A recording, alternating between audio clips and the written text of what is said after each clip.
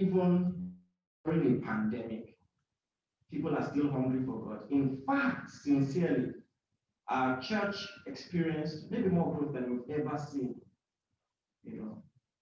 this year, during the lockdown. More people joined our church than ever before. And that is because years ago, I was thinking, how can it's one thing to tell people they need to pray. It's another thing as a pastor to realize it's your duty to create a structure that can help them pray. So I called some people and I said, we need to think of maybe like a tech solution where we can pray together. And that's where we discovered the mixer out. This was, I think, 2000.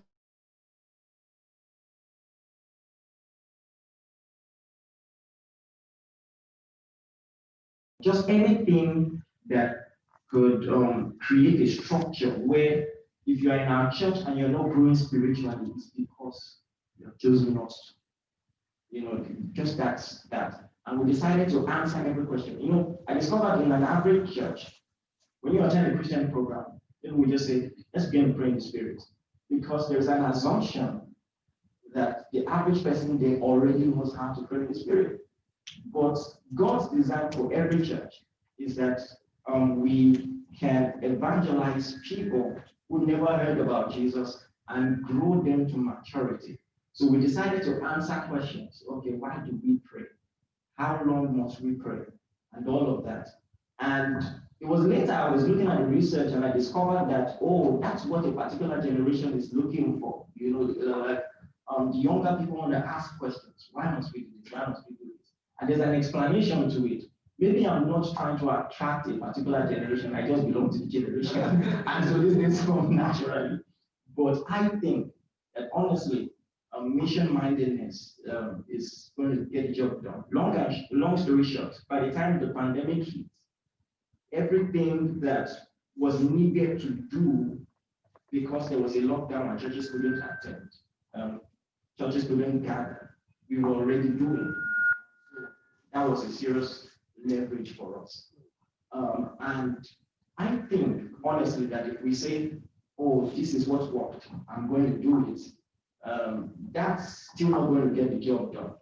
I think fundamentally, the real issue is for us to be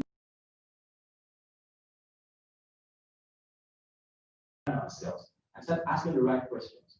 Besides looking for external things that we can improve, internal things. How can I make this message clearer? And deliver it in a memorable, just like the way people said about Jesus, no one ever spoke like him.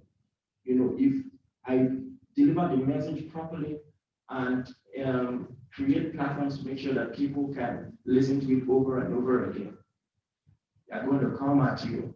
You're going to be tired like Jesus. You will have to take breaks, run away, hide in the mountain, for holiday. I think that's just my personal experience. Thank you so much. Thank you. That don't go do tech because everybody is doing tech. You must have a reason. Your vision must be the one that drives you. Now, okay, how best can I reach this? Thank you so much. If you don't mind, I'd like to take two testimonies also. These two testimonies now comes in both ways. I said that when we went to Dubai, we started with 2 days business, and then we continue with 2 days pastors. Just I have two guys here. Iron came for 2 days pastors. Sam came for 2 days pastors. There are some people that came for 2 days pastor and business, and then moved into 2 days pastors. So I have them here. Pastor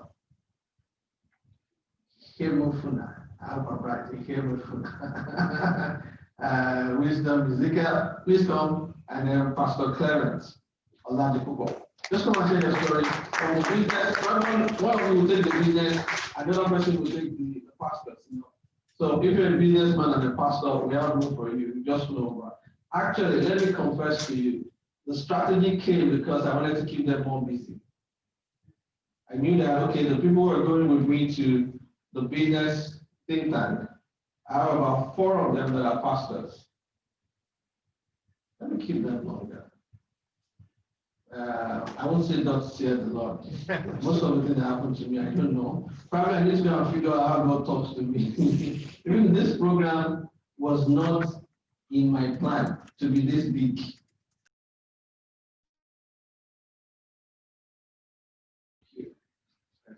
But this was not planned. Some of the things I will be teaching in some couple of minutes, and once they are done, is to talk about that word courage. The reason why ministries are not growing, businesses are not growing, because we're not that courage. You have to be daring. But who do I start with? I try to pronounce the people here. Okay, good afternoon, everyone. I'd like to appreciate everyone that has made it to this program.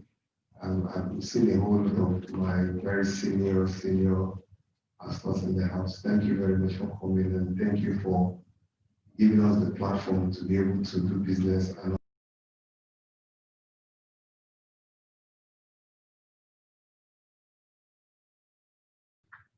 more like I keep saying last year, but it looks like last year. Last year. I know I've had to, they have had to correct me like 3 times that it's not last year, it's this year. It looks like last year. That was the first time we were going outside the country. I've attended a couple of the programs here in Nigeria, and it was an excellent experience. The business side, we had Professor Patty told me, we had Malad told me, yeah. So, and we had a couple of other people who came to talk about business. We had great interaction. That's my most preferred session, the interactions, where we get to network, where we get to talk about issues that happen both in business and also in ministry. You hear people saying things that they would not normally say openly. You know, Pastor Irene was talking about people talking about buying land of food. When are we going to get there? But by the time you see things like that happening, you just want to take a little step. Pastor Niyi talked about courage. I think one of the things that I have also benefited so much is the ability to now begin to take on big things. Just yesterday we launched our office complex in one small village in Akwanjo. 5 stories. Wow. So, and that was more like a step of courage that we took in the midst of COVID. What we have done in business this year far outweighed what we did last year. And it's far, we made over $1 billion addition to our turnover as compared to last year. And looking at the fact that COVID took virtually the entire year, that's more like the courage that we learned in the room where we were. That's in spite of whatever happened, you can still take it on. We came back, we launched a particular product in the midst of COVID. That product has done over 2 billion, in the midst of COVID. It's something that I don't know how to explain it, but I think it's the power of God that works in us, and also the fact that we're able to open our minds to the things that we have learned, and I don't know what to say, but really, it's something I can recommend to anyone, whether you're in business or you are a pastor. It's a circle to be. One of the things I preach is that don't ever leave your place of inspiration. This is a place of inspiration where you constantly get inspired. My pastor Lumide Mother will say, if you are not inspired, you will expire. If you don't want to expire, it's better to be in a place of inspiration. And anytime I come around the Niyi Adesanya think tank, whether for business or pastors, I get inspired. There are people who are doing great things here, and when they share it, kind of shakes me. And Pastor Niyi knows how to embarrass people a lot. You can see I've done that to the other stuff. Just calling me. He didn't tell me what was going to come. I would have probably prepared. You see, I don't know what to say, but I think I said 1 or 2 things. Thank you, sir. Praise God.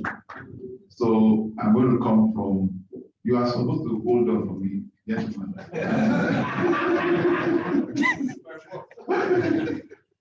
So we want to sincerely appreciate Pastor Niyi Adesanya.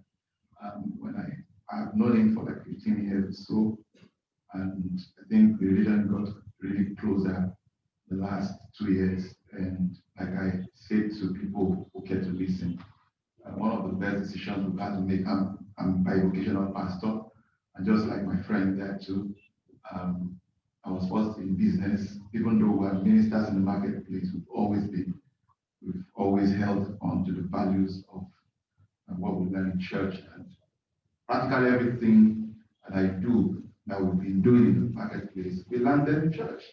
Our pastors taught us. Yeah, so, and we are forever grateful for that.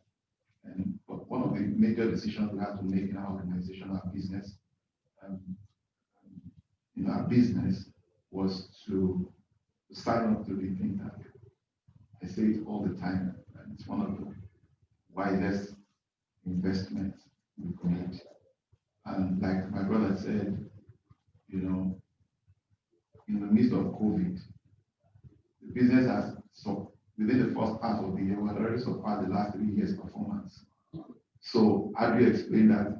Anybody, you can, I don't know what you can attribute that to. And then in terms of positioning, I'm the very reserved person. Anybody who knows me who comes close to me, I don't like talking no much noise. I've always believed in the scripture, John chapter 3, verse 8. The wind blows where it is, you hear the sound. You can't tell where it's coming from, neither can you tell where it's going. So it's everyone one of the spirit. So I've always preferred to wink in the dark. But it told me then, no, let them see this generation, they want to see proof. And it's only a fool that doubts proof. So, but even with that, it doesn't eliminate humility because we are just scratching the surface. As a matter of fact, even with all of these, I still told some of my guys, I said, we are not just about to start business. We have not started. Just all we've been doing is rehearsal.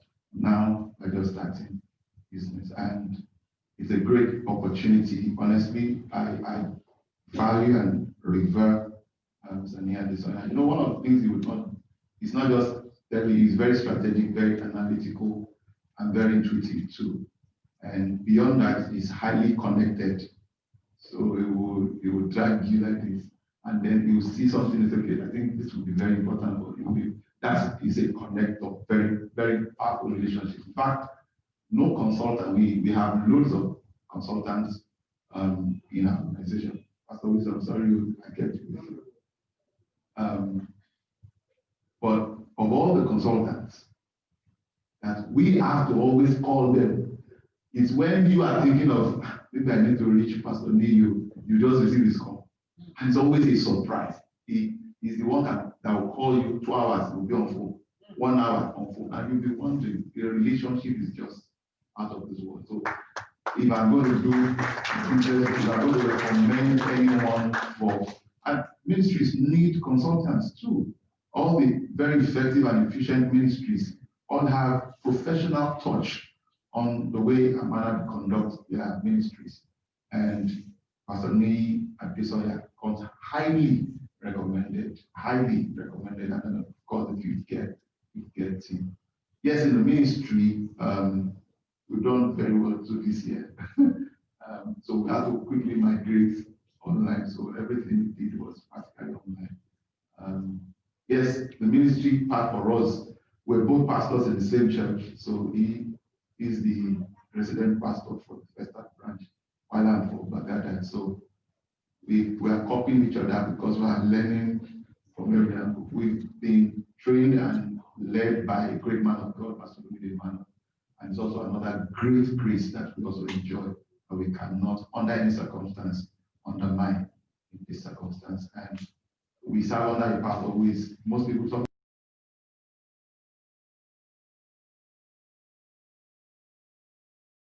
similar grace, and we're grateful for it. So I love to see all of you at the think tank for pastors come March 2021. Yes, in Dubai. It's always a great time. Pastor Godman blew my mind at that conference when Pastor Irene was talking about his experience. You know, it is the cap you wear that will help you to recognize what they are saying. So if you are not a pastor, there's no way you'll be able to connect with the pastor's message and how it applies. I learned a lot by observation. So as you are speaking, I'm looking at how I'm going to apply it almost instantly. And that's how I retain information myself. And so as I was speaking, I said, okay, and then the breakout session is also an amazing time. I think Pastor Godman was listening to our presentation, particularly my own group, where we're talking about the possibility of the dollar against naira against dollar to skyrocket and naira getting devalued.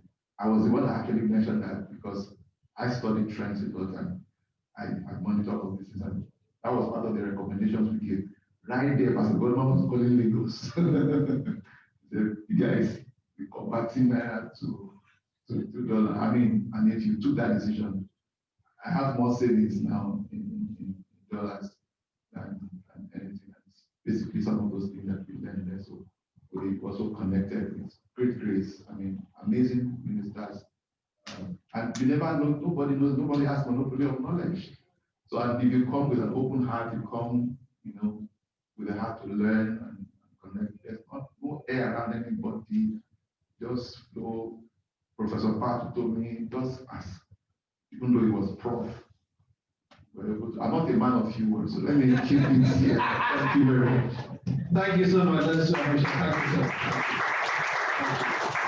You know, what Pastor Oladipo said around the dollar was actually at the business meeting.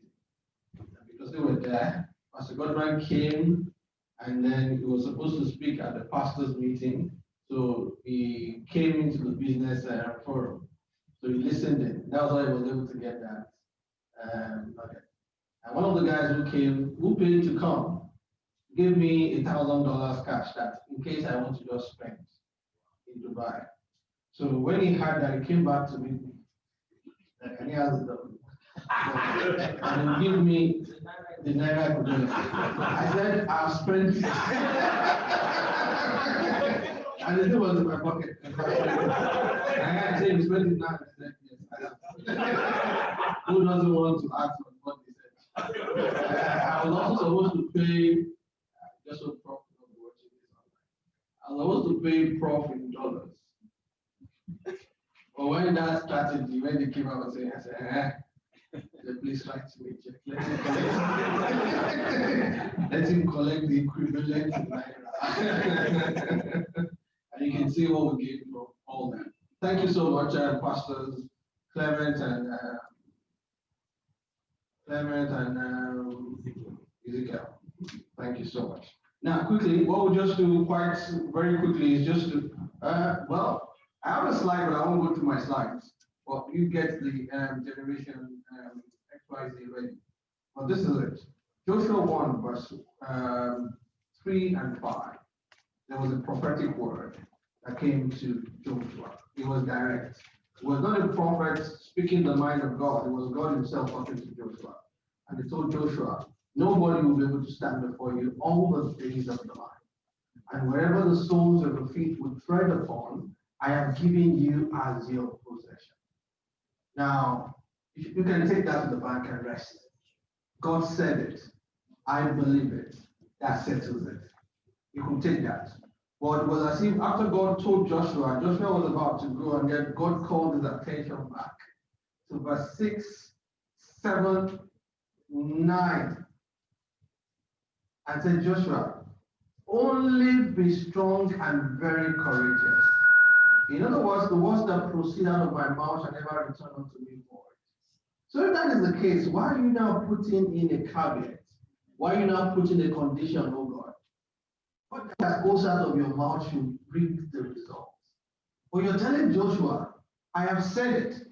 I know you believe it, but one thing I require from you, only be strong and very courageous. Could that be the missing line between what God has told us and what we're experiencing in life? Could that be the missing link? Could that be the bridge that has been destroyed? So that's why everything anybody will enjoy right here or any time in life, that the aspect of courage must be there. Whatever I am right now, attributed to God, but at the same time, I am highly courageous. I take risk. I bite the bullets. I stretch my team.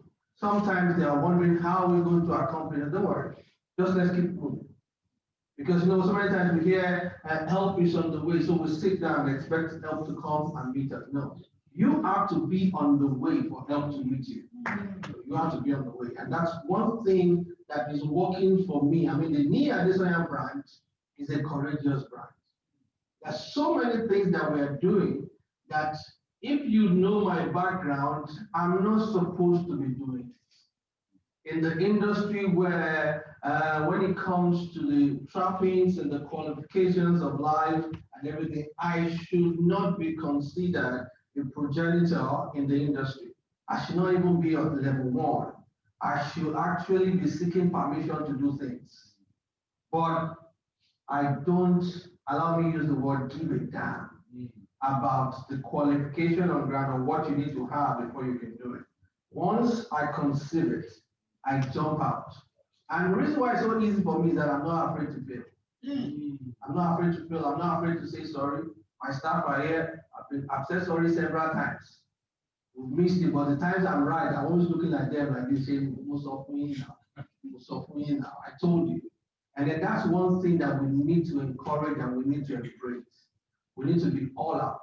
Now, to the glory of God today, I have so many firsts or so many number ones in my life. Now, I think in this country, Nigeria, you cannot, I'm not talking about church now, I'm talking about even the corporate world.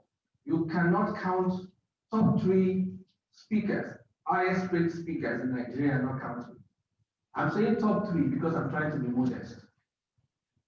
I'm trying to be modest.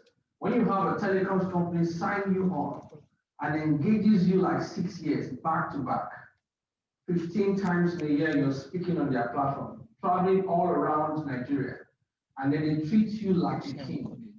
I mean, you get your check even before you mount the stage. There was a particular school that I got to, I only spoke for 20 minutes because the students did not allow me to speak.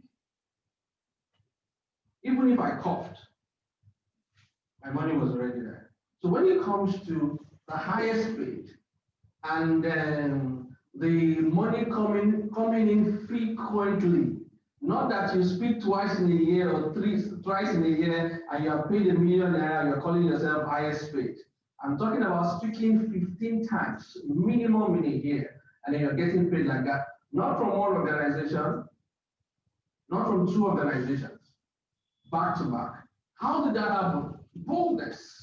2007, I just said, no, I want to start going to the universities to be speaking to them. We didn't have the money.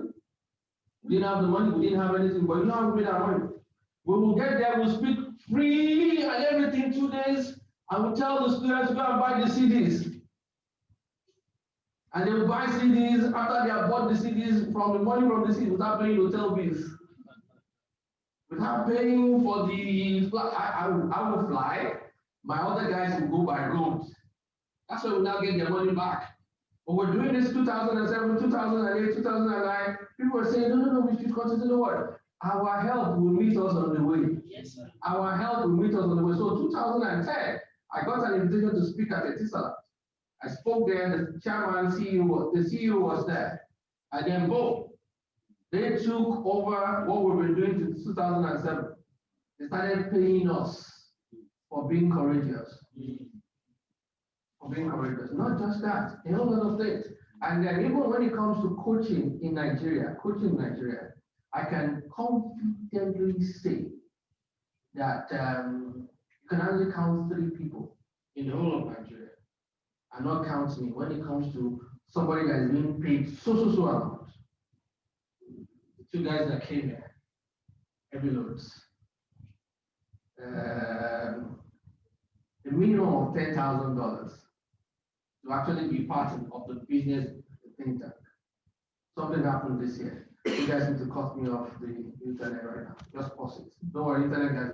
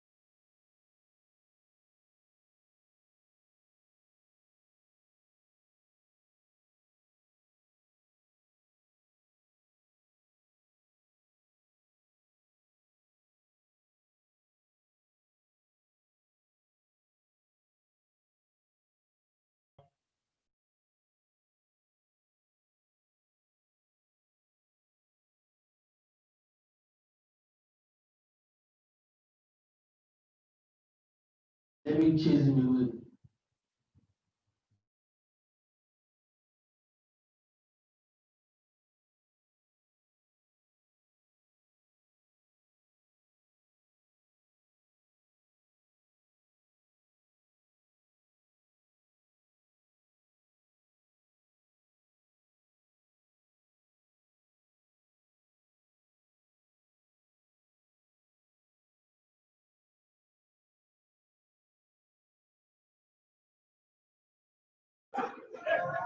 Don't worry.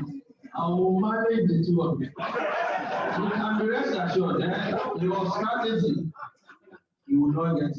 I can assure you that. That's how to admit it. I want you to take them away. One of them also brought someone, and then the guy sat down there, was now asking you. See, there's a way those guys can help you even exaggerate your back. Say, how much is this thing time? He said, the guy says about 8 to 10 million naira. So the guy told me that, I told him to tell me, I said, is it 8 to 10 million that you paid? So that guy came to me and said, count me in.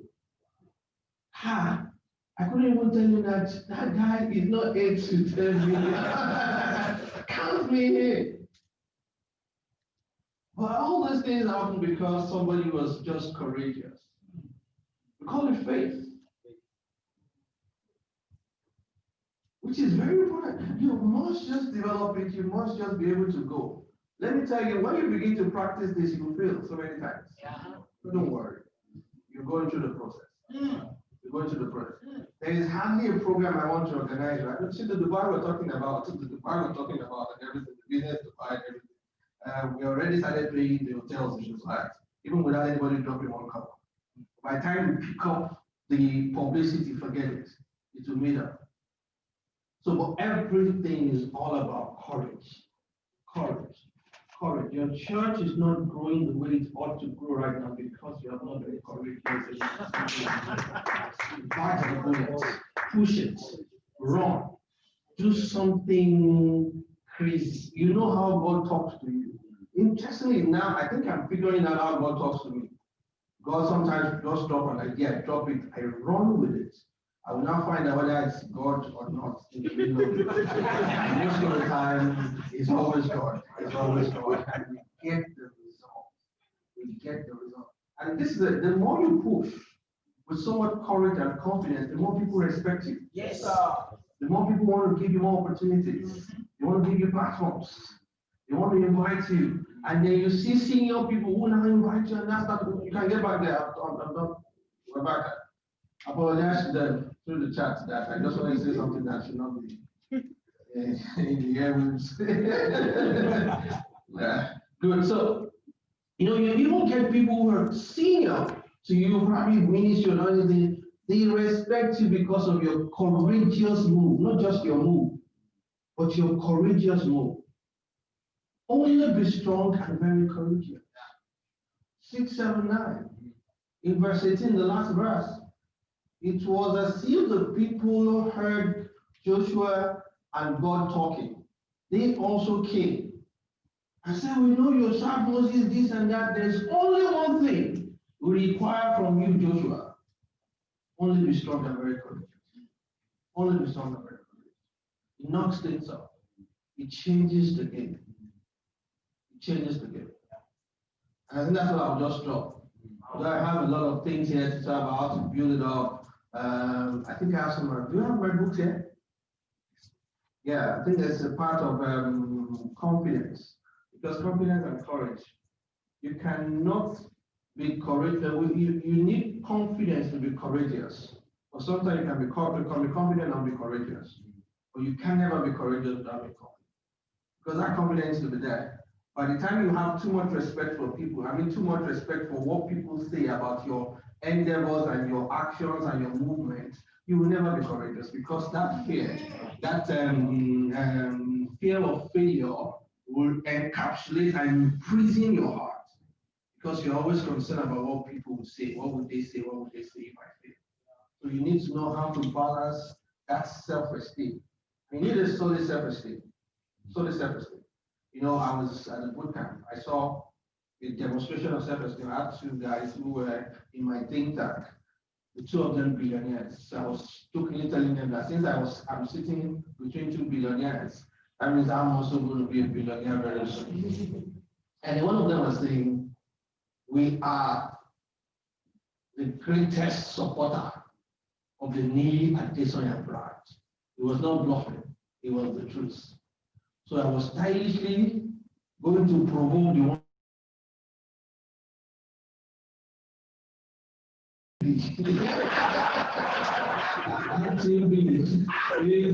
I give you the title. I can't do more than what I'm doing. Let him be. Oh, that was not my objective. And I respected him for nothing. He wasn't ready to do. I mean, in front of people, though, people were sitting. Most we said, Hybrid Church, and then he explained it so well. And then Pastor Akili also coming to talk about definition of success. All those things just balances up and let you have that solid self-esteem.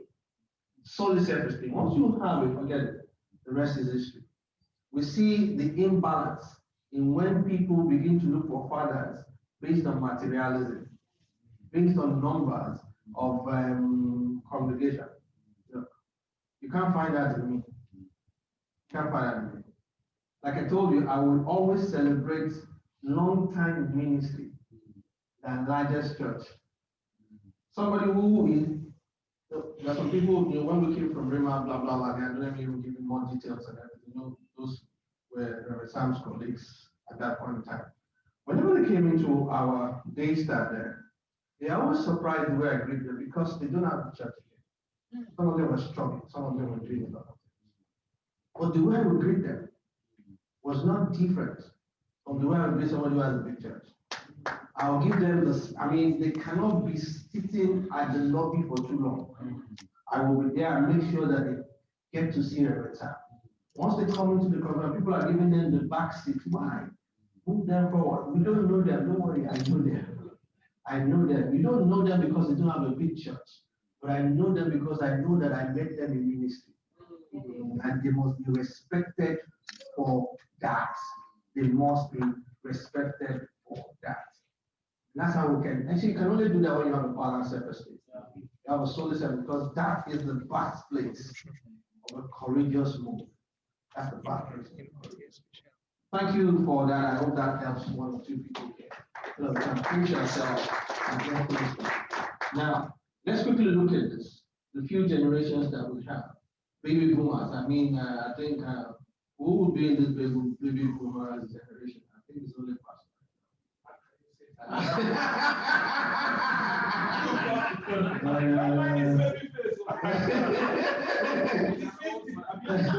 No, I'm not 50 yet. That's 50. Pastor Adele. Almost is not almost. I almost succeed. It's not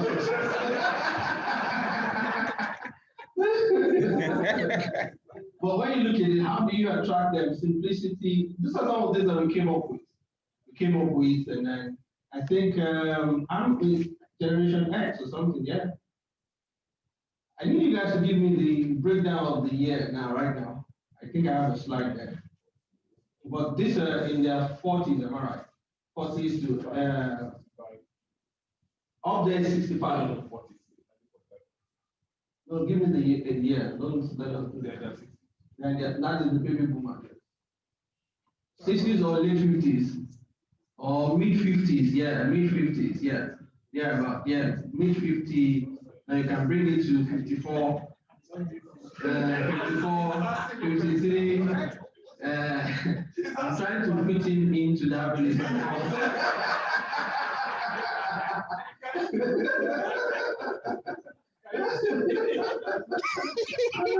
So those are baby boomers. Let's go back there. Just get me back that slide. Don't worry. What would you do for us? Do I have what's lesson? Lesson. There's a particular number I've been calling you, I guess. Or we'll just project the number. What you do right now is to send in all your WhatsApp, send the WhatsApp hello to that number. Blessing. Can I have the number? I think it's 0807777777172. 172, just write 080, and at the end write 172. And the remaining digit that is left is 777. Okay, good, fantastic, thank you. So if you send hello to that number, they will send you the report that we came up with when we came back from Dubai. Just send hello to that number right now. And they will send you the report on WhatsApp. WhatsApp, you send it to the person, they send you the old report that we came up with. So you can go back there. You can go back to please control this one.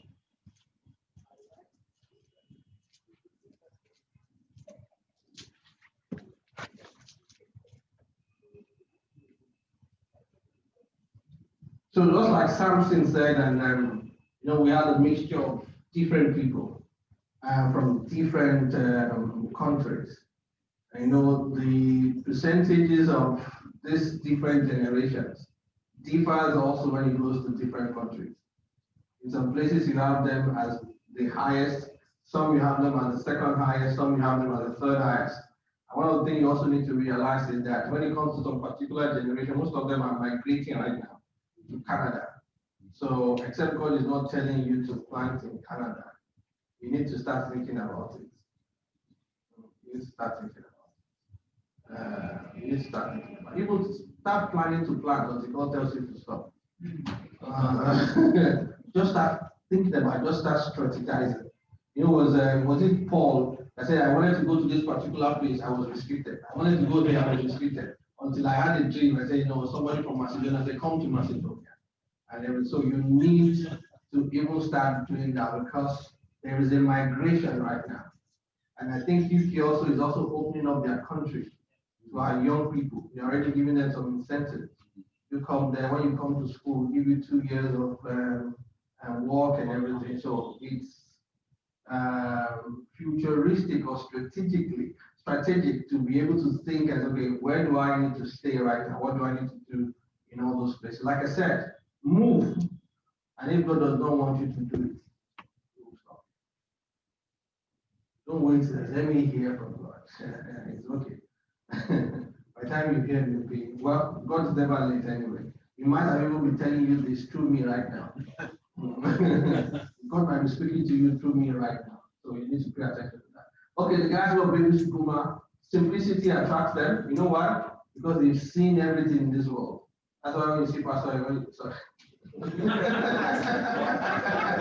He came here simple. I remember Pastor is one of the most simplest persons that I've ever met and everything. And then recognizable pattern, there must be a pattern. Everything must be done in a particular way. That's why most of the time they like hymns. You have to sing hymns for them and everything like that. So if they don't know, you have to ask for everything. Huh? But you grew up with hymns. as the son of the vicar.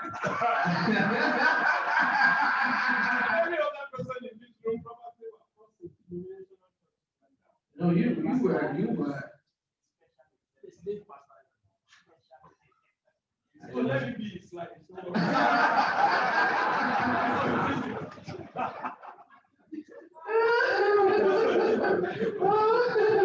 So consistency in leadership is also very important. If you just want you to do somebody and then from anywhere, it has to be consistent. You need to look at that.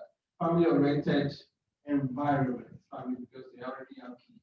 So that can attract them, attached to the perception of honor and recognition. You know, those are the people that you want to recognize. You just once they do something, you must announce it from the stage, and they love it. Some people don't love it, don't make noise, and I don't want to say, but they love it. And that's why when they are doing Thanksgiving, they don't dance from the front. They'll be sitting in the front, so it's like, no, that better I say. Let's start from the back. And that's why you see the Anglican churches, they have them a lot, and all those Orthodox churches, and they dance. Thanksgiving is Thanksgiving. You must come, you Pentecostal, you come with checks. We will come with tuba of yam. We will come with bag of rice, and we must carry it at the back. So when we even do benches, you say whatever the right hand has done, let not the left hand see. But when they do their own benches in church, you must put it there in memory. Well, those are very important. So you need to also attach also to the expressions of love. Show them love, we must be there for them. Ministries have to be around that. Retaining their community environment, create that. Versatility, also very important. And referencing their generation. Yeah. You must have something that can speak to their generation. So you see, some of us who are Pentecostals, and then we have so much young people, we've not been able to attract this set of people is because sometimes you don't do something that they can recognize. There's nothing wrong in you singing the hymn, not in a funkized way. Sometimes you can sing it and then you just make it look very poppy way and everybody's dancing there. That's not the kind of hymn that we're singing. You have to sing it and then identify with it. It could just be 2 minutes of the service, it could be 3 minutes of the service, but they just feel like that. And I think also, yes, the way they think, there was a time somebody came to Daystar and said, we guys don't have altar. You don't have altar. The result is we have. That's why please say no. And that's not all that. It's not bad. You didn't barricade it. You didn't barricade it. How can fire be going on the altar? So, yes. And I give them age group programs, pleasant surprises, birthdays, anniversary, projected. I think the church I was in yesterday, they projected a woman who was celebrating her 60th. To watch out for the date. It was even in January, so they started announcing it. And I was trying to look for, I didn't see her, but I know she will be back. You need to do all that. They are conservative, they like a consistent pattern of church programs. So you have to put that into consideration. Generation X, that's where Pastor Adio falls now. You have a message for you. Please say it. You said you are generation booklet, that's why you can't see. But you know somebody who is above 40. When they read like once they read like this, once they read like, don't give them my son. Give them rules and celebration. Don't do this. So, Generation X, that's what you have Pastor Corey So, legacy and purpose, that's what they want to do. You have to create that for them. They have to be thinking about that. And whatever they're doing, they need a legacy and purpose. And the vibrant youth. What's happening here? Is it my eyes right now? This generation exercise, where are you, Sabi?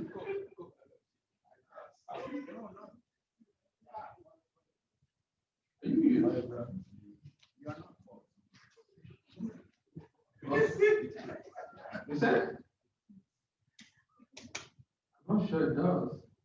Okay, let's jump down until I get the better explanation of that. Remember, I said this is what we came up with, not me coming up with it, but everything I say. Alright, is it your group that did this? Samson? They are now leaving me in the home. Where is Pastor Clement? Is it your group? Okay, they are gone. Okay.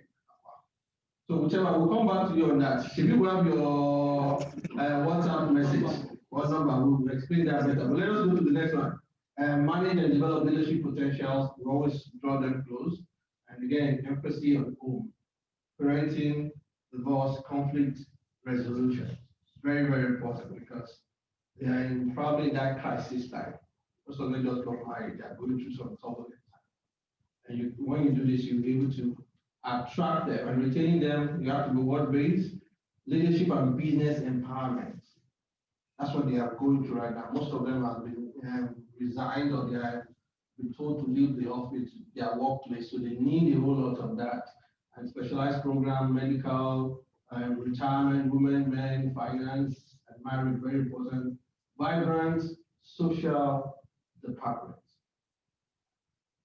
Social department, welfare, somewhere to visit their birthdays and all those. They need that right now. Mental health programs. They're going through the rigors of life. So there's so many things battling with their mental health. And then you must also have that. Most of the time, we don't put ourselves up at that.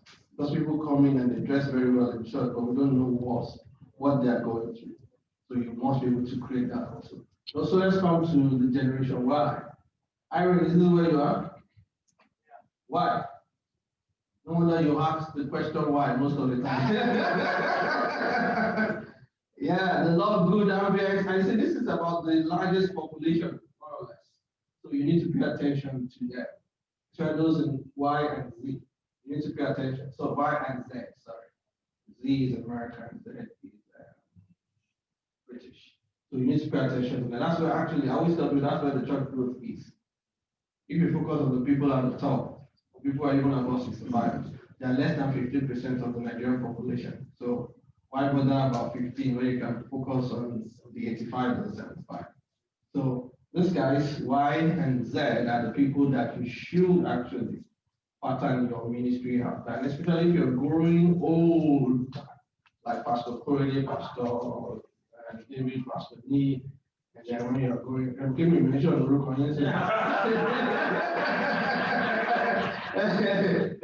So when you're growing older, then you need to start looking at somebody who is younger to be able to hold on and do ministry and minister to them and speak to them.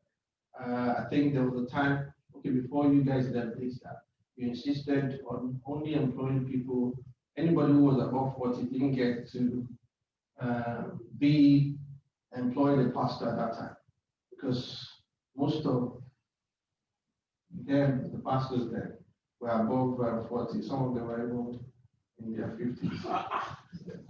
No, Pastor Kogi wasn't there. Yeah, he left before. Sorry, he was. He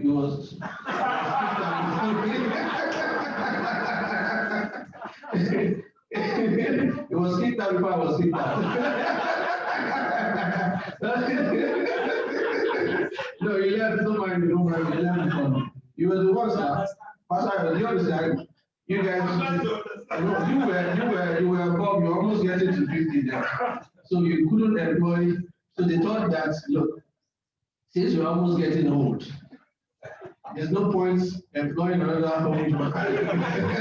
Let us start planning for the next generation. It's very important for us to take note of that, and it was strategic. And I realized that I knew that somebody who did well, but because of his age, couldn't even get the cut. Couldn't get the cut. Because everything has to be strategic. How are you planning for the next generation? The love good ambience? Yeah.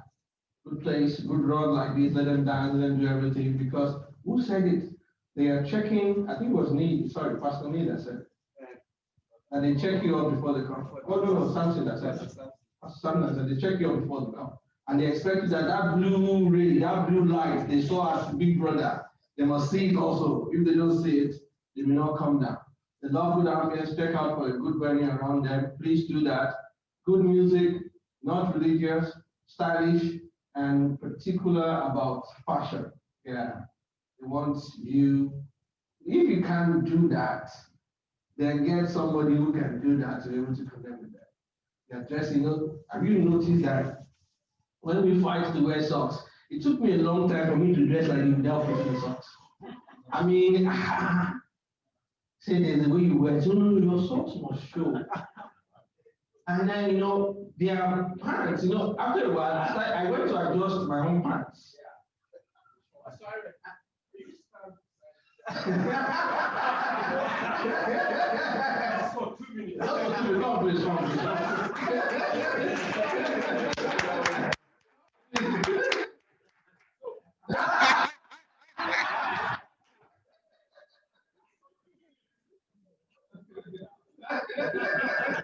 I see the difference. See, just look at the trouser.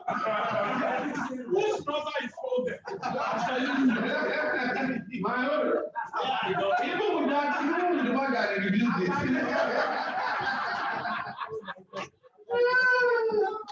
Samson, please come. That one is Please. So you can see, that's what they want to see. All these are decking. I mean, sorry, I'm supposed to wear 3-piece suit. Come give me some tips. Give me some jeans, give me some sneakers, give me some t-shirt. If you're going to do the suit, I think Pastor Ari and Pastor Samson can always tell us where they sold their suits. We're going to say something. Can you give him the mic? Where's the mic?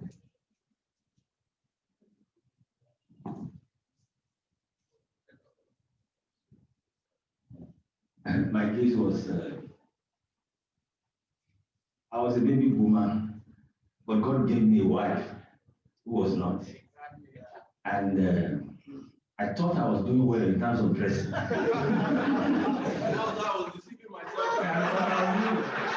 thought I was doing well. I thought I was trying to dress.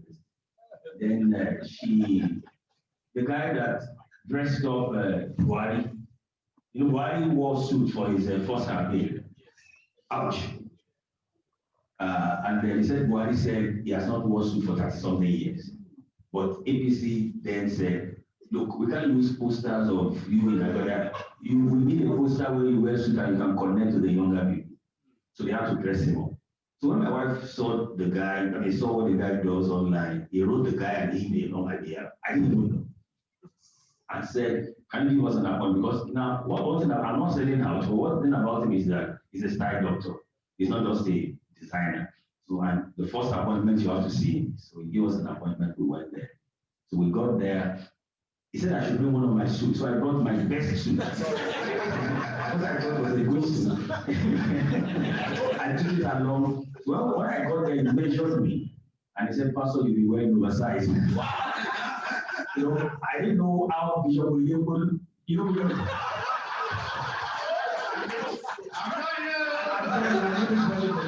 And so I was really loving what Bishop was wearing then.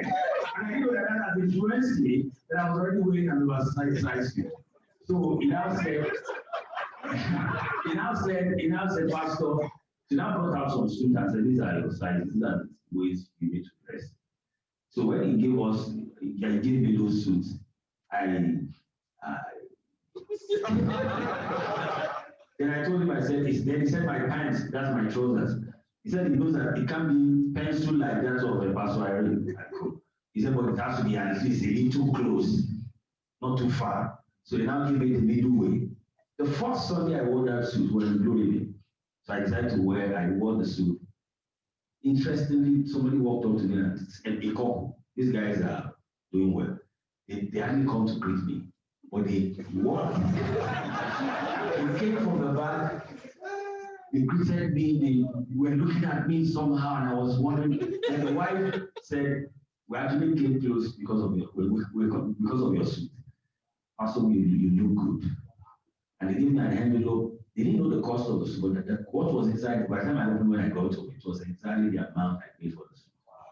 So the next Sunday, I repeated all of the suit again, and that was how I saw that, wow. So what Pastor Lee is saying, so this, now what I do is that I have I'm both. Like yesterday in church, I wore my baby boomers. But during the carol service, I want that. I mean, my daughter was just like your daughter, like pencil. The first time I appeared in church that way, I could read in the eyes of all our young people that they were so excited, they all wanted to snap with me, and I said, I need to get more. Thank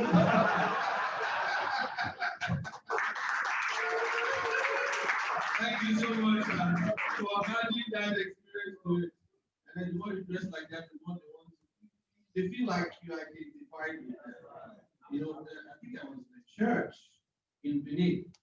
And then as we were moving out of the church, some young people were dancing. I don't know the dance, they were moving like this. So I went there and I was moving like that with them. And then they started shouting. I mean, guest minister just came back. And then from the stage, he was going out, left the protocol and started doing that kind of dance. They were shouting, you could see the excitement. And then that was the connection thread. So we must also learn to do that. Bring down yourself from don't escape most of the time to the backstage. There has to be that connection. They must be connecting with you. Very important. Stylish in particular about fashion, honest, sincere, and open communication. Very important. Technology and innovation. We can say, when it comes to this technology and innovation, I think I was speaking yesterday at Pastor Tony Akinyemi's church. Very interesting church. Very, very interesting. I love it. I loved it before I went to preach in his church. And after I preached in his church, I loved it more. I would have wondered why. Please. I'll send you out of my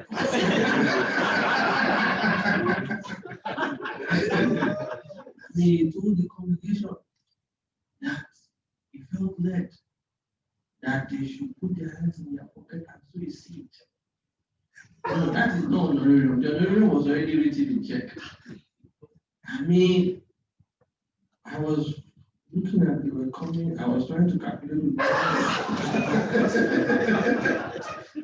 And just to make you laugh, I loved him more after that. And I was telling them that I was using the story of Trump and Biden. And then, sincerely, when we look at it, Trump's voters, you can count. They are physical. They are there. The 70-something million, you can see. For Biden's own, they say it's 80 million. So you can't see. Made in ballot.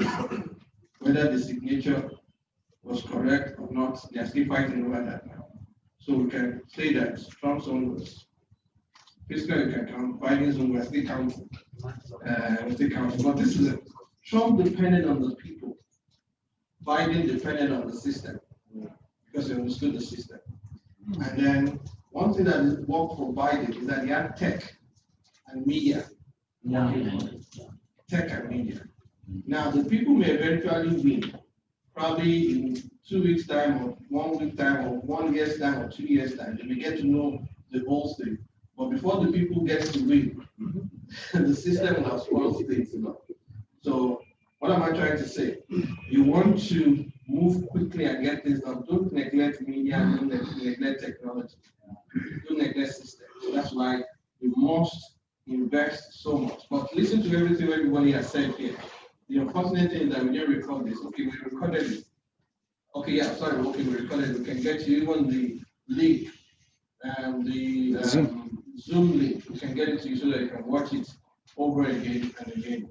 And one thing they've said is that don't just rush into it. Let it be based on strategy. Let it be based on the vision God has given you. Don't just say because Pastor Irene is doing so. Let me go and do it. You will get your fingers. Not that you may get your fingers, but you will get your hands, but you and your whole body. So So you need to pay attention to that. And then also in retaining them, you must give them a sense of belonging. Sense of belonging platform for expansion. I think also one person, someone was telling me this, I don't know whether it's still around, that when we're talking about, he was trying to say, okay, there's a new dimension to everybody running together for with the vision of the settlement. You just shared that with me that when you run, okay, everybody is running for that vision of settlement. Said now things have changed in a new generation because right now what the settlement will provide is a platform that everybody can now run their vision on that platform. So it doesn't have to be your vision; it should be their vision, but they should be able to find expression through that platform. One of my clients in the business think tank does this very well. Guy's so outstanding. I mean, he will tell you that he has 300 and something subsidiaries. You know, what's wrong with this guy? How can we go with 300 and something subsidiaries? What he did is we trained all the people to be entrepreneurs. So once they become entrepreneurs, and once before they go and start their own, he starts a company for them. Wow. Become the MD. So use Niyi Adesanya royalty. Royalty is the company. So you either put your royalty in front or you put it at the back. But the most important thing is that you're here, you're working for yourself, you employ your staff, we give you a room, we give you a car, and then we share the commission. We share the commission. So those people, although they work for him, is the group chairman or whatever they call him, but they find expression through their own vision on his own platform. And then the guy became a billionaire through that means. Became a billionaire. When he was in Dubai, he said he was counting millions. And then when he came back from Dubai, when we had our program in October, he said, now I'm counting billions. And it's just because he allowed people to find expression, their own vision on his own platform. So we also need to look at that. These people are talking about, they have their own individual things that they want to do. If you don't accommodate them in your own big vision, they will definitely go and express it somewhere else. Now, some people will go, but you don't want every other person to go. So also we need to look at that. And age-specific programs also very important. Just like those other ones, also we need the older ones also need to have their own group. They need to have people that they can relate with, and then you need to look at that. Confidentiality is also very important. And this is where we have to be careful when you use people's stories to preach in church. Very, very careful, very, very sensitive. Although you didn't mention their names, but most of the time it's always good to let them know, I'm going to talk about this. Don't worry, I'll conceal your identity. Nobody will know, but I want to just use your story as an example. But don't worry, nobody will want you. So you give them that peace of mind and everything. Because once they feel that their confidentiality or they don't have it again, they switch off. And before it was happening, let them know. You know, it was our fathers and us that actually feel that you actually called particularly to follow a man of God. I mean, you are dead, you have to be dead. God has not told me to be. They don't have that mindset. They don't have that mindset. God has already told them to keep moving. They're just waiting. So you need to pay attention. Generation X is it. Sorry, then high visibility on social media, TikTok, Snapchat, and YouTube, and everything like that. Those people are also people that you need to pay attention. Actually, they are the most vocal, the most engaging set of generation. So you must have that high visibility, very important. Music also must be, although we said no in or old time religion, you must be able to marry those people, or better still, you create their own church for them. You create their church for them, let them go and have their own church separately. Why? Because sometimes what you do to address these other people, the baby boomers and people who are older than them, may not sit down well with them. So you may have to create their own church, let them have their own gathering all by themselves. Especially targeted services, like their own service, camp, conferences, seminars, educational events. And also we did put that concerts also. Very important. They want to dance. They want to do all those things. Concerts, absolutely important. They small groups, how to maintain them, put them into small groups, music, sport, and food. I think Pastor Adele is doing that very well with sports. When they play together, when they what's it called? Music. I don't know why they just love music. I don't know, just so. And have you realized that most of them they have different genres of music in their phone? Don't think that they don't know the latest about film.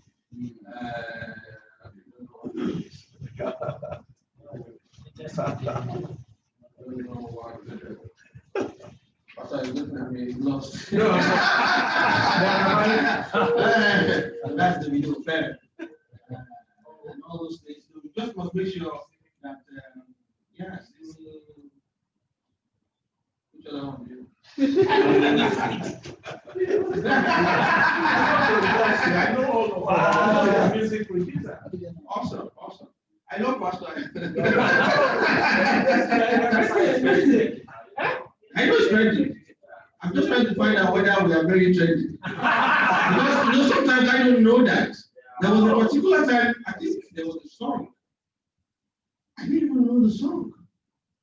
Or I heard the song, but I didn't even know the crazy lyrics. I think it's in there. No, it was that green. That thing has gone. Yeah, that green. I know that green has done whatever, but I was listening to that song. And I saw how demonic the lyrics were. I think it's small. That one is Naramali. What's the point of it? You have not had that. He is the baby boomer. Okay, let's move on. Music. Small groups, involve them in early leadership and reaching out to each other. Very, very important. Focus interest, find out what they want and give it to them. Develop a listening culture and encourage them to speak their mind. How many of us can take it when they speak their mind? So you have to be ready. Sorosuke generation. You have to. Sometimes I can tell you, that preaching is not correct. Our own parents, whether you preach well or not, you're not the one that preached. It's God that preached. So since it's God that preached, why can't you tell me God is not preached? So that's the reality. But they say, you didn't connect at all. You didn't connect. Today I was preaching one time for UK there, and probably my Nigerian accent was too strong. I just saw some kids laughing at the back. I think I pronounced the word, they were just laughing. What's the saying? I ignored them. Because they make me lose my points. And never be judgmental, very, very important. Don't judge them.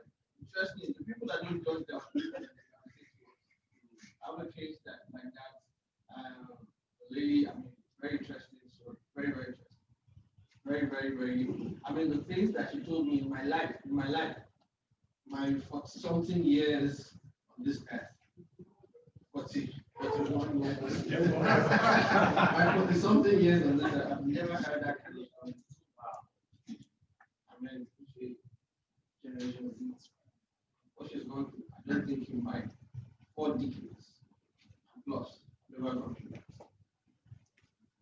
She was expecting me to judge. No judgment. What do you have to say? Nothing.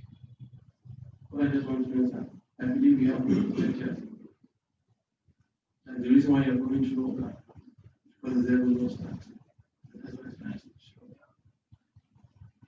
You know what? That made me hear more. Because what she told me was managed information to see how much of capacity I have to take.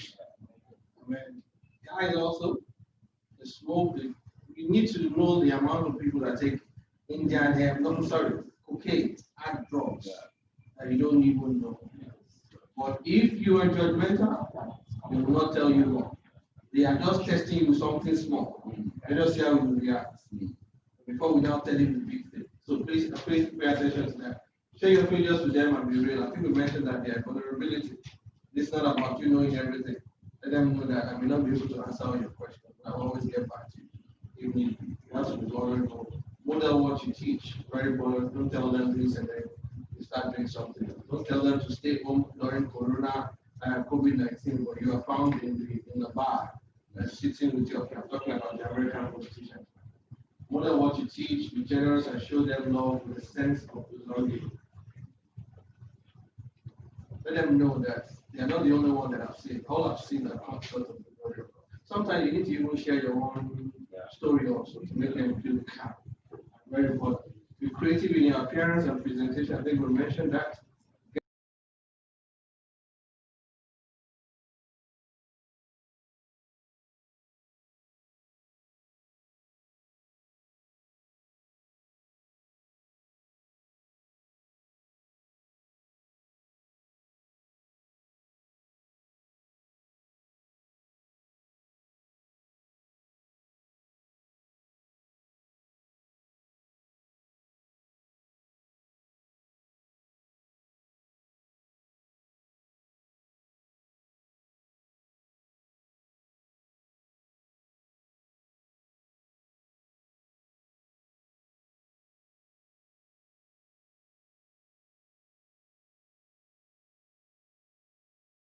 And then there's also generation that is on the next slide is on generation alpha. When you look at these people, they are still under the control of probably baby boomer generation X or Y. Those are their parents. These are from ages 0 to 14. They are still under their parents. So easy. In as much as you do all those things, but you also need to know that if I can capture their parents, I can bring them to church. But the thing is that when they are above 14 and when they become independent, when they go into school, secondary and university, we usually have control over them. That's why you have to pay attention to this. Because most of the time we think because we've gotten their parents, we've gotten them. No. You will know when they get into the university whether you actually got them. That's why you have to pay attention to this. But the easiest way of getting them is just get their parents. They should be able to learn, refresh and have fun and grow spiritually. I think we mentioned that. Niyi mentioned that. Sorry, Pastor Niyi mentioned.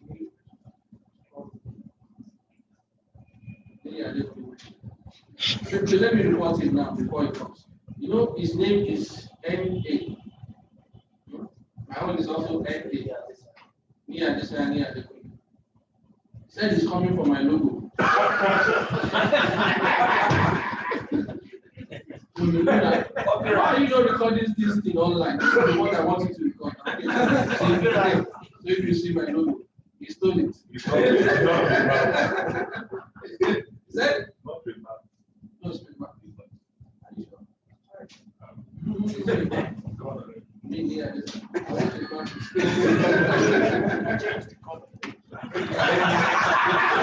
I see younger generation.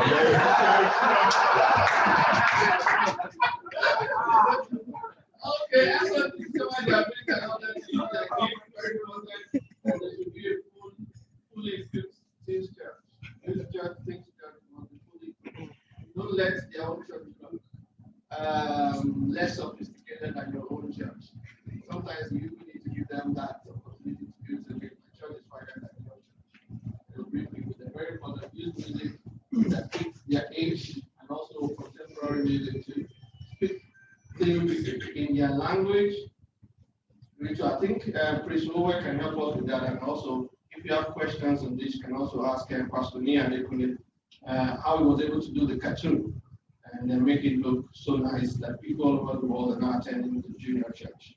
So those are our findings, and then we can see that it has helped a lot of people who were able to buy together and we're able to build something very strong and very solid. Now, the next Dubai, what we'll be discussing is the ministry in the Buka world. Volatile, unpredictable world. So, ambiguous world. God using ministry there. So that's something that we'll be brainstorming on when we get to Dubai. We'll be discussing on that. We're really trying to get our speakers together to be able to discuss that. Because it's going to get more Buka as we move on in this world. It's going to get more ambiguous and everything. So those of us who can join, we can join. But if you have any questions, we can take that now as we begin to run off our activities. Good.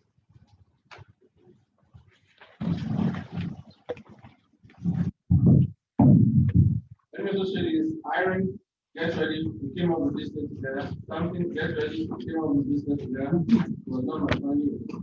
So, and then all my other speakers on the this is no item on the side table. Let us get ready and do questions. Okay, go ahead. All right. Good afternoon. My name is Chris Ubamadu. I minister at Church of God Mission. Via Zone. I want to thank Pastor Niyi and all the speakers for this very expository session and how exciting you have also made it. One of the things that attracted me to the meeting was the focus on the different generations, which is what you're capping up with this afternoon. Now, for some time, I think for about 3 years now of going, I've been a little bit concerned about the younger generation, since we know that our own generation is, no matter how young we are today, that time would come when we know that that generation is also passing and another one is coming. That's how it's designed. And so I was a little bit worried about the younger generations coming after us. The reason I was worried was because I saw a lot of difference between the level of spirituality when we were younger and what we see with them today. I started pastoring as a teenager in the early 90s in a teenage fellowship in back at Faith Arena. What the kind of passion, I mean, then we used to hunger for tapes by Hagin, Benny Hinn, Catherine Kuma. You could trek for miles to find somewhere you could even sit down and even watch some of these things. And then you go for rural evangelism. We should do a lot of stuff as young people, teenagers. That kind of passion. I looked at the study and the reports that you just presented to us, and it's just exactly what we see around with young people of today. So the challenge for me as a pastor, what I've been asking over the last few years is how do we balance, because the younger generation, the generation X that you talked about, generation Z now, the Z, you find out that it's music, it's what you can call entertainment, if you ask me. All of those light effects and all of that. Many times it attracts them, yes, but when you catch them and really squeeze them, you just don't find much substance. So how do we balance this so that as we are exiting the stage, we know that we have a stronger generation that can also withstand, because whether we like it or not, I think the church is going to still go through some really tough times. All these rumors of conspiracy theories that we are seeing and hearing now are indications that the church would come to a point where we will face a really tough time. We will have people that will be able to stand for Jesus when things are really tough. So that's been the challenge on my mind. How do we balance all of these? Make them excited, happy, comfortable, and yet, have some substance that we know that yes, this can pass even to the generation after them. Thank you very much. Awesome. That's going to be a debate topic right now. We're going to discuss that. Anybody can pick up the mic, because actually you actually spoke my mind, and I've always had this concern, especially the church in Nigeria. I have a feeling the only reason that I know that the church in Nigeria will not fizzle out is the fact that the scripture says that I will build my church and the gates of hell will not prevail against it. That is my only reason. With my interactions with Christians and then their level of commitment to the things of God, if not for that scripture, I can say that probably in the next 50 years, the impact of Christianity in Nigeria will be greatly diminished. We see that a lot. We see that how they even, but we don't even know this. I think we need to correct this also. The way they shred their leaders on social media is alarming. And then they play that ball, the unbelievers pick it, or the unbeliever plays it and they pick it and they go on and on.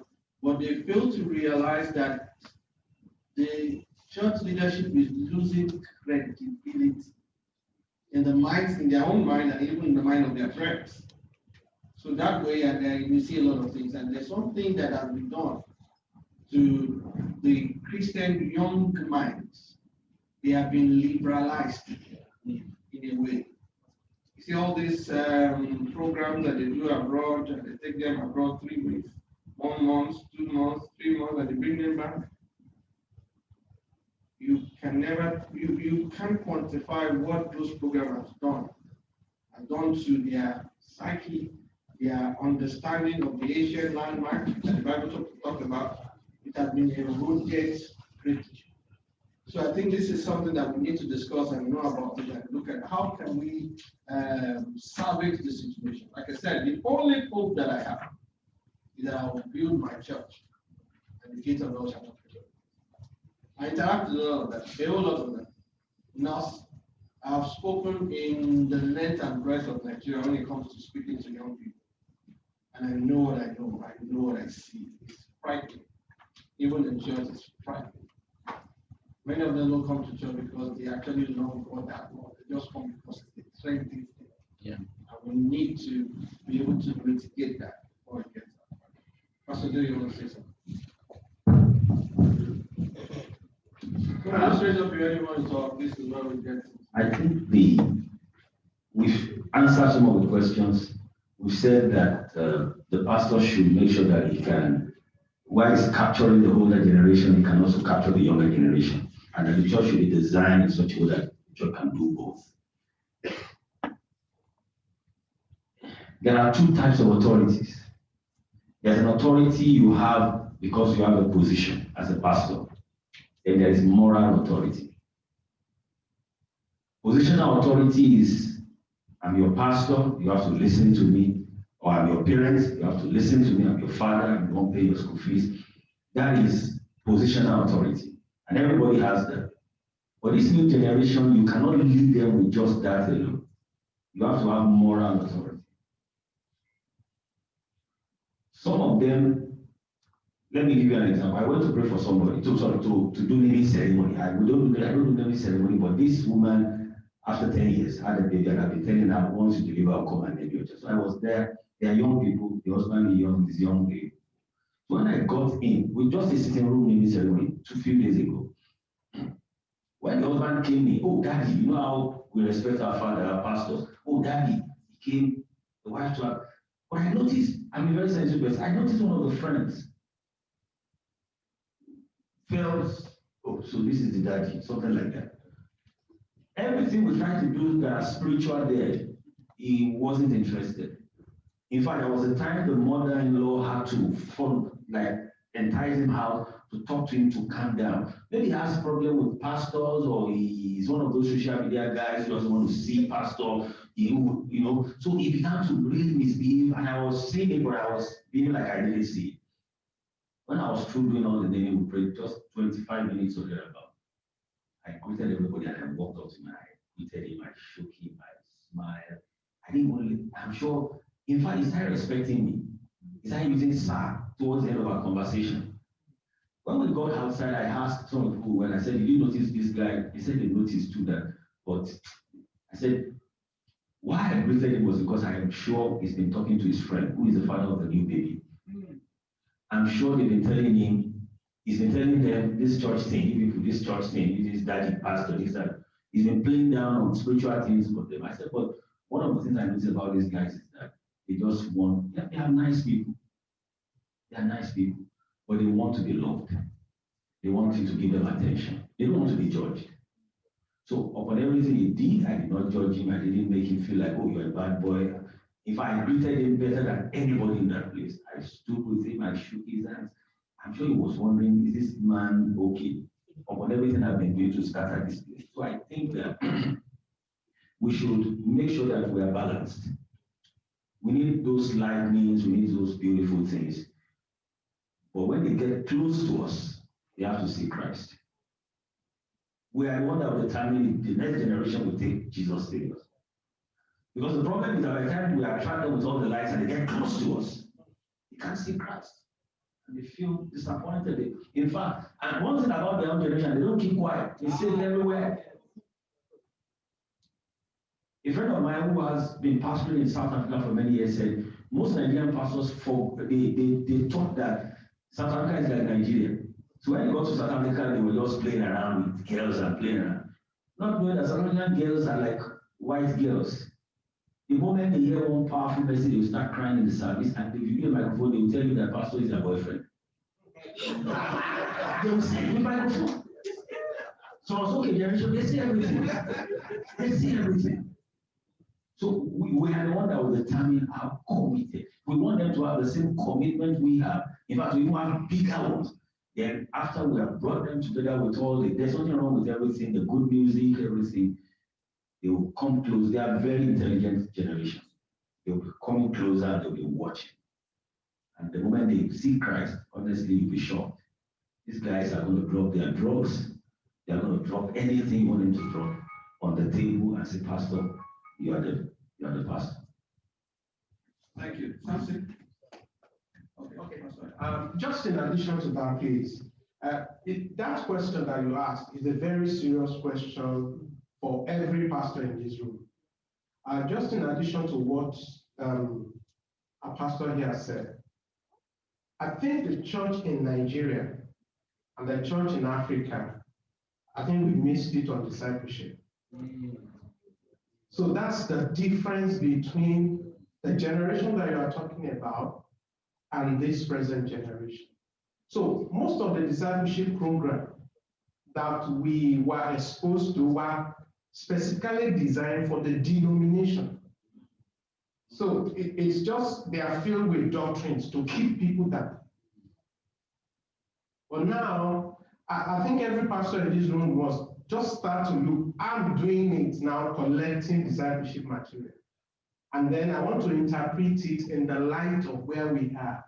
So, like what we said across this room today, if people can see that genuineness, that hunger, that desire, inside it, the only way to know how to pray is to pray. There is no other way. Otherwise, we will be at the mercy of prayer contractors. So, how do you pray? Why do you pray? And you can, our own church fathers, they didn't design, they call it Sunday school lesson, but some of our churches, they don't have records. So let's begin to think about those discipleship programs in the light. There are many things that confront people in the workplace. I think a good discipleship outline can address that. There are things that people are confronted with on a daily basis. What he said literally about marijuana. Marijuana is the least. They cook beans with it normally. Most of the things that I know it, I get them through conversations. I think I said to my wife every day, the things these 2 years I've had, I'll go to my grave with them. Because if you forget about the son of a deacon in your church, so I think those discipleship programs, we should look at them closely. So as they come, like he said, we are also, baptism is immersion. A boot camp, like Pastor Iren is doing, they are like your typical Holy Ghost meeting now. But Pastor, can we say because discipleship needs time, could it also be that the brevity of our services is not allowing us enough time to be able to disciple? Well, you struck the chord. So for me, discipleship is not a program. 100 level, 200 level, 300 level, and then the person. No, we are not discipled that way. Some of us who are still doing and we are coming to church. So it's time. Discipleship is going into the image of Christ. So there is that standard. It's not a program that you get certificate after 6 weeks. It's a lifetime thing. So you probably even want to take it out of the regular program. Okay, in our own time, maybe there was time in the hands of everybody. So you do Sunday school, you do all those things. If you pastor in a city like Lagos, there is no time. There's no time. So you have to find a way to design those things, not just a curriculum as it were, because they don't also like to read. So what is the learning style? So we have to, it's a serious thing that we must all think about, really. But wherever the spiritual is, every human being is recognized. So we can disciple people. I think discipleship thing is what we need to create. If one of these think tank sessions will help us crack something for our own day, in our own day. Can I say something briefly? Just one more thing. Even the church strategies that we are used to, it's not going to work. If you are a pastor now, you have a church, at Radioba, and you want to move to some water, it's only you and your family who will go. So things are changing. And then we just have to. But I think that core thing, discipleship, not into our own denomination, but to be built in the image of Christ. I think that will help us to resolve some of these silent issues. Okay, I think Samson wants to say something. Yeah, thank you very much. It's one of them, and the pastor there. Yeah, so as a pastor here, Pastor Daniel actually touched on some of those things. But let me just add to it. When you were talking about comparing them to how maybe you don't, I can say I was like, we were growing up. But you realize that if we really sit down and we put ourselves in the shoes of these young people, we realize that what they are facing, as what we face, is nothing compared to what they're going through. When you talk about the passion we're looking for, I remember I was there, I take kind of tapes of Kenneth Hagin. There was no Instagram, there was no social media. So what it just means is that this an average person with his phone has access to the internet, to the whole world. There is too much distraction. I tell my young people, God did not design it that every second you'll be seeing somebody else's life. What has even created this challenge with Christians that they can even compare pastors as they are sitting in your sermon. They are in another church service. There was a time, I think when we came back from here, Pastor Ian posted a picture. I took a video of him in Dubai. He was interviewing somebody that says he's Manuela's fan. He posted the video. I didn't show, I just videoed him, but I spoke in the background. He posted it on his own page. A member of our church replied him and said, that is my pastor's voice. So when he commented back and said, please sir, your people really recognize your. The question is, that means that they are following him. So as they are following him, they are following me too.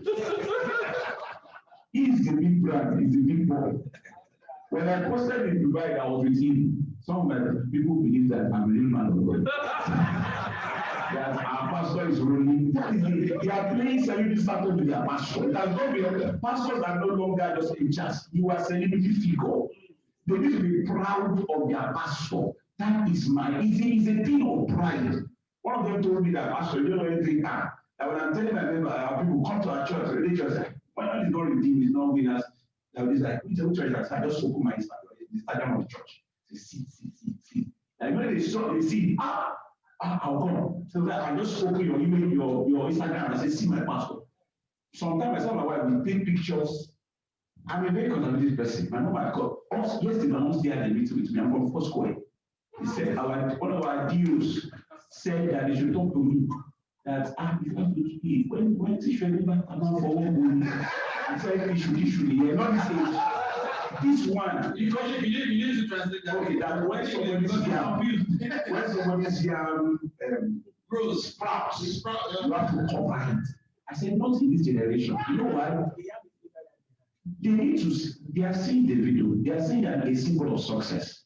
So sometimes I tell my wife, sometimes we deliberately take pictures and post because as they are seeing images of failed marriages, they don't believe that you can be rich and still have a family. So I said, we are the model that we see. So sometimes we snap, most of we post it, not because of ourselves, but we are sending a message to them. But let me just say this, to the glory of God, I bought a Mercedes-Benz. You will not believe that after service. But when I bought it, my wife said, you can't take this car to church, don't take it to church. Well, I'm from Methodist, and I'm the pastor of Methodist. Me, I'm Foursquare.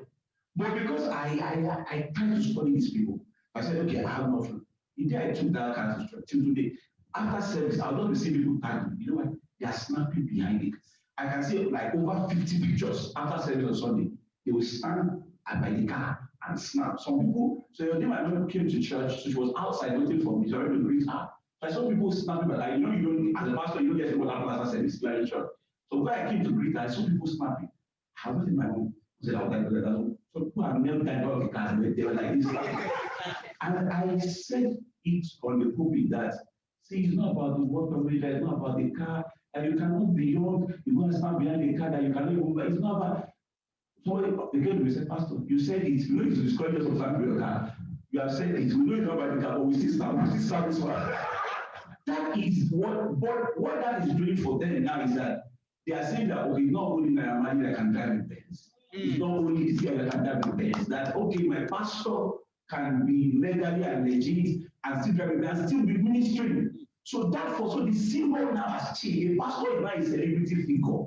You must play the game because that is where they are. You have to play the platform on their platform.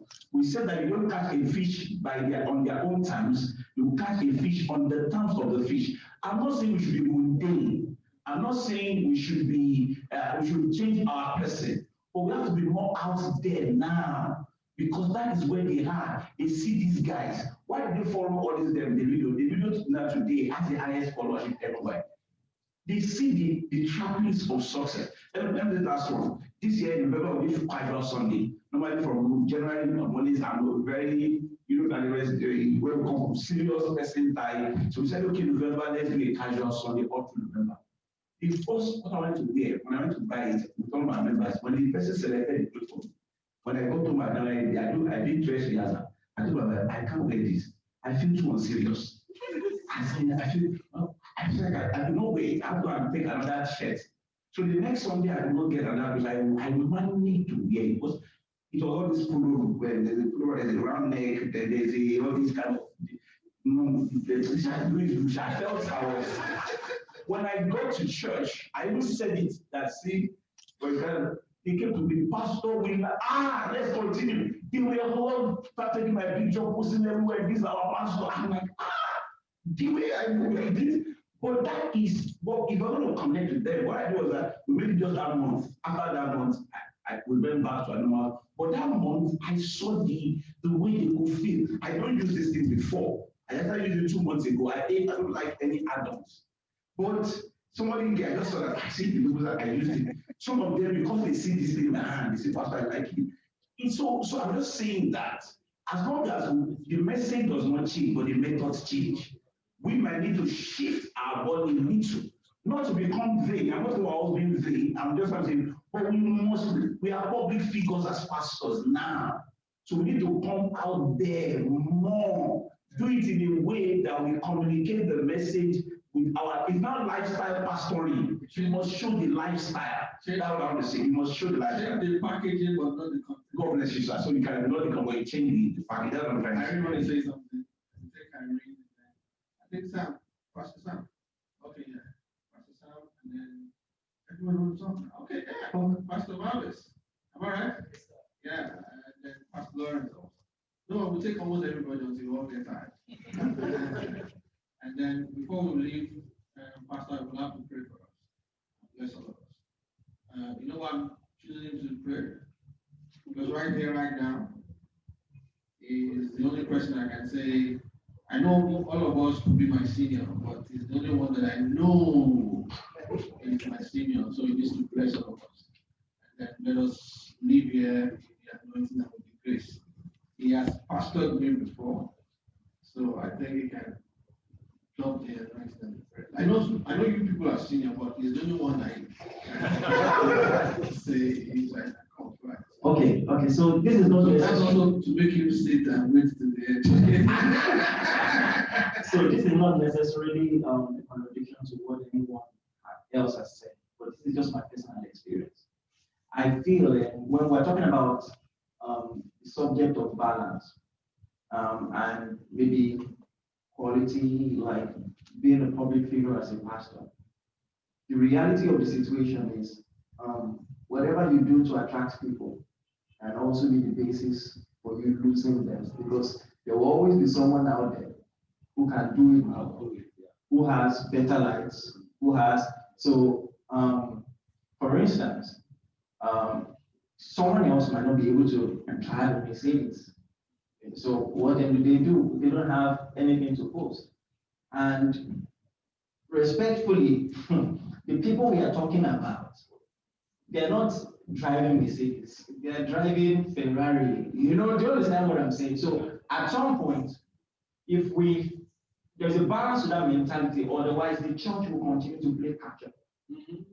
And that's part of the problem. We'll keep losing the influence that way. And if the conversation is discipleship, there is a huge problem in the body of Christ right now, and that's that many people don't stay in a particular church and commit long term. The moment a new church is in town, trendier, then they move. And so this, if we keep playing catch up, we'll gather people, but we'll lose them as easily as we gather them. That's what I think.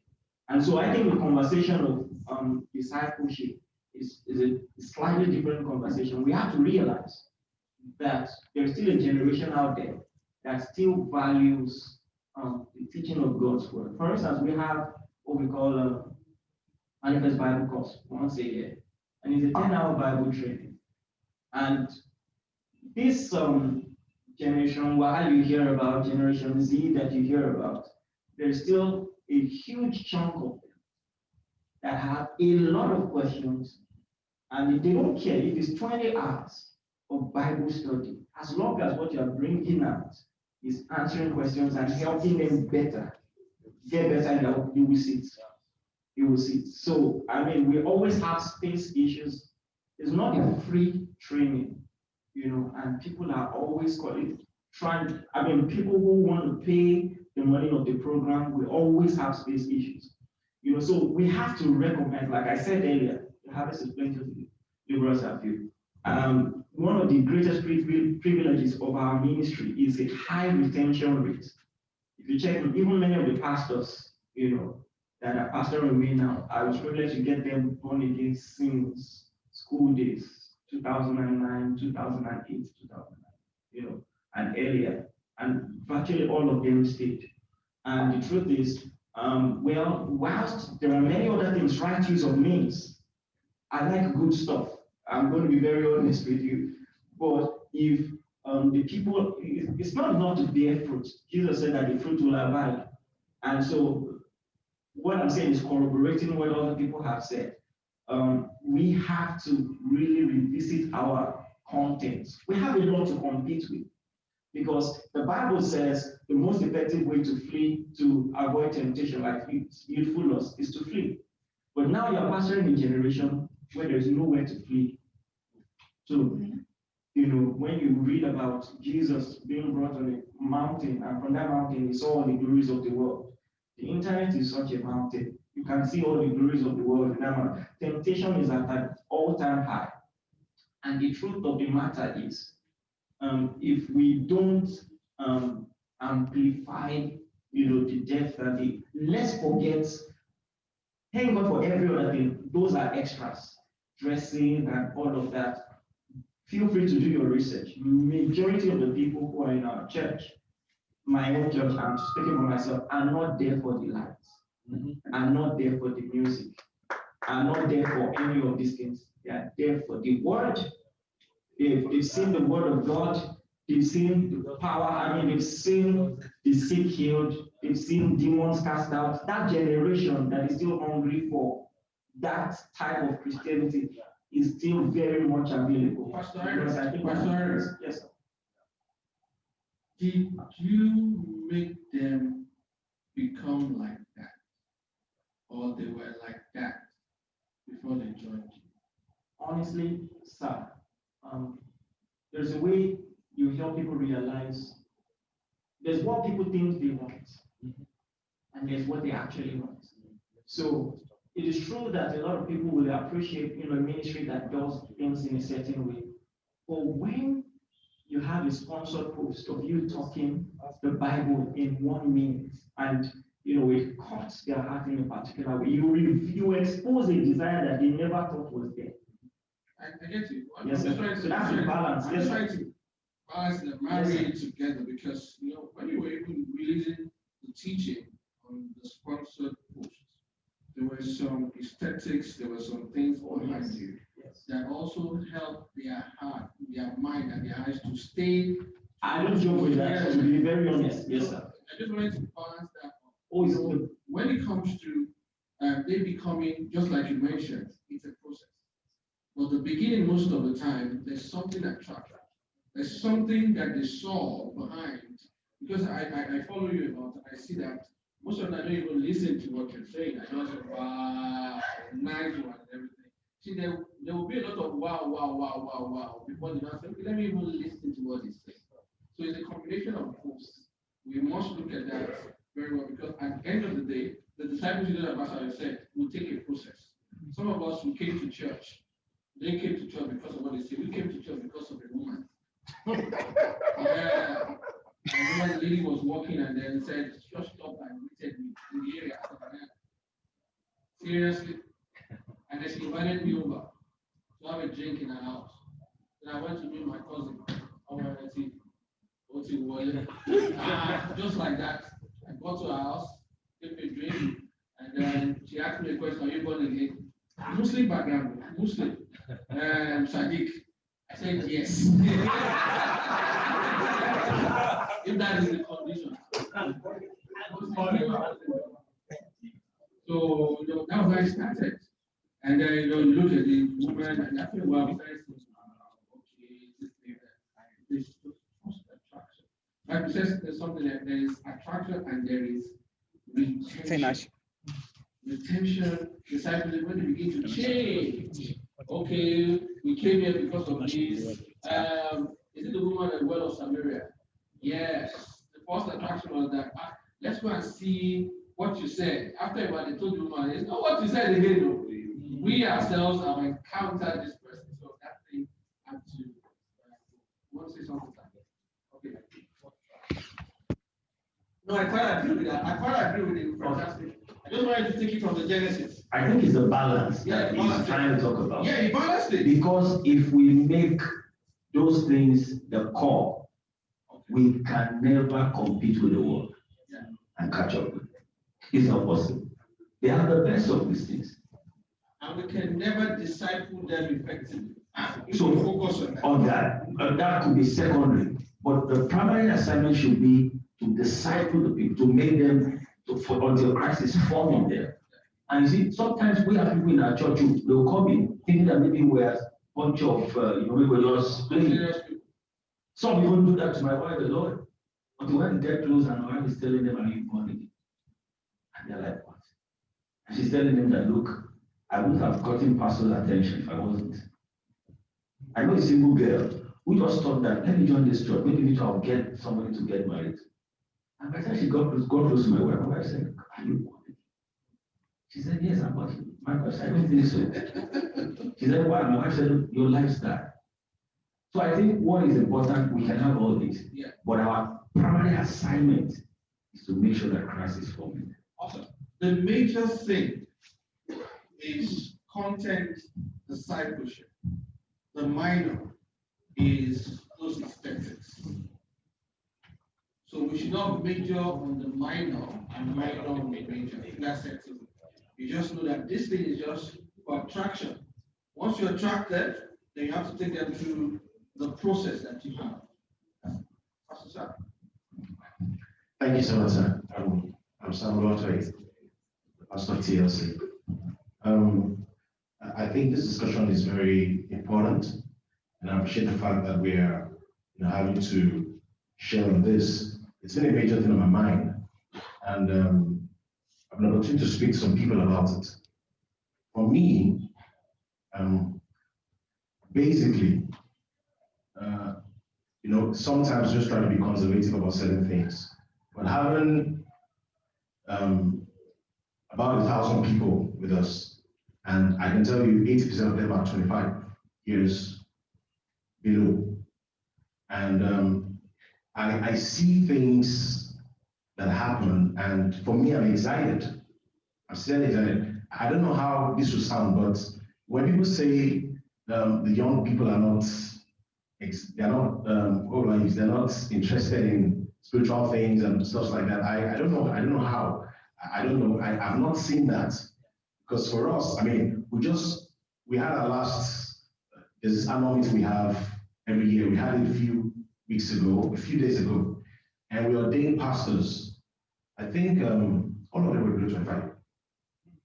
All of them, basically. And these are not people that they're not cold, as it were. They're not empty. These are where the word we use deep. These are deep people. These are people that when they share them out with you, you'll be shocked. So I think that I haven't spoken to some of them over time. I found that there are things that have gone wrong. I hope that one of these is going to speak, with the fathers, and they rub minds together about what is going on, because somehow I think there's a bit of disparity between the churches where you have the elderly people and then this young generation. I think it's a whole ballgame, it's a different ballgame altogether. When we sit down to talk, I find that there are things, there are impressions they have about the church that are not churchy, as it were. They are not that. If the elderly people hear them, they'll feel like these people don't even know God. I also need to find out, sometimes we need to redefine what exactly is spirituality. That's the question, because for some people, it's not about going for, Canadian states and stuff like that. I think it's even beyond that now, So the first thing I want to say is, for me, I think that many young people, I love what Pastor Samson said and Pastor Irene, there was a balance, but I want to bring out from, the external perspective. I think that the young people are disappointed with the church. I'm talking about unbelievers. There are young churchy people. I was going to say this. When it comes to young people, there are young people who were tutored to be Christians. Their parents were Christians. They attended church from a young age. There are young people that, like you said, like the Sadiqs, there are many of them like that.